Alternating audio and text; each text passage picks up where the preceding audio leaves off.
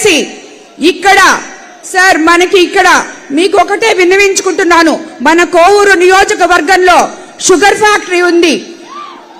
ఆ రైతులకి 20 కోట్లు బకాయిలు ఉన్నాయి, కానీ అవి శాంక్షన్ అయింది, మిగతా దగ్గర ఇచ్చారు. ఇక్కడ ఇచ్చేటప్పుడు ప్రసన్న కుమార్ రెడ్డికి కమిషన్ సరిపోక దాన్ని ఆపేశాడు.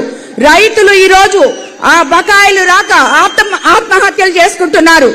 అదే విధంగా ఆ కోవూరు షుగర్ ఫ్యాక్టరీని రియల్ ఎస్టేట్ దందాగా మార్చాలని ప్లాన్ వేశారు. మన తెలుగుదేశం నాయకులు జన సైనికులు కలిసి కోర్టుకు వెళ్లి దాన్ని ఆపి ఉన్నారు.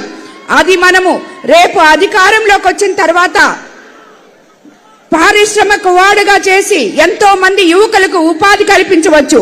అలాగే ఇక్కడ ఇఫ్కో సెజ్ ఉంది, 20 సంవత్సరాల నుంచి 4000 ఎకరాలు మూలన పెట్టేస్తున్నారు.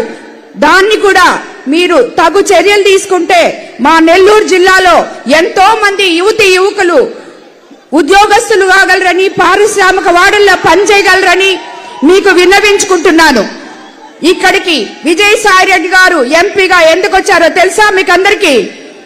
ఇక్కడ మిగిలింది 4000 ఎకరాలు ఇఫ్కో సెజ్, అలాగే షుగర్ ఫ్యాక్టరీ, ఇవన్నీ కలిసి ప్రసన్న కుమార్ రెడ్డి, సాయి రెడ్డి గారు అన్ని దోచేసుకోవడానికి ఆల్రెడీ దోచుకుని చాలా ఇక్కడికి వచ్చారు. కాబట్టి ప్రజలారా ఆలోచించండి, చంద్రబాబు నాయుడు గారిని ముఖ్యమంత్రి చేసుకోండి. మీ అందరూ ఇక్కడ ఉద్యోగస్తులు అవుతారు, ఎంతో మంది యువకులు ఉన్నారు. ప్రశాంతి రెడ్డి గారు. ధన్యవాదాలు అధ్యక్ష. డెల్టా ప్రాంతమైన మా కోవూరు నియోజకవర్గంలో అధ్యక్ష ఒక షుగర్ ఫ్యాక్టరీ ఉంది అధ్యక్ష. అది కోవూరుకి చాలా మధ్యలో ఉంది. 124 ఎకరాలు కలిగిన షుగర్ ఫ్యాక్టరీ అది గత ప్రభుత్వంలో చుట్టుపక్కల ఉన్న షుగర్ ఫ్యాక్టరీ వాళ్ళకి అందరికీ కూడా శాలరీస్ అన్ని ఇచ్చి క్లోజ్ చేశారు అధ్యక్ష. కానీ గత ప్రభుత్వంలో 6 సార్లు ఎమ్మెల్యే అని చెప్పుకున్న ప్రసన్న కుమార్ రెడ్డి ఆ డబ్బులు వచ్చేదానికి కూడా కమిషన్ కోసం ఆశపడి ఆ ఉద్యోగస్తుల డబ్బులు 20 కోట్లు ఆపేయడం జరిగింది అధ్యక్ష.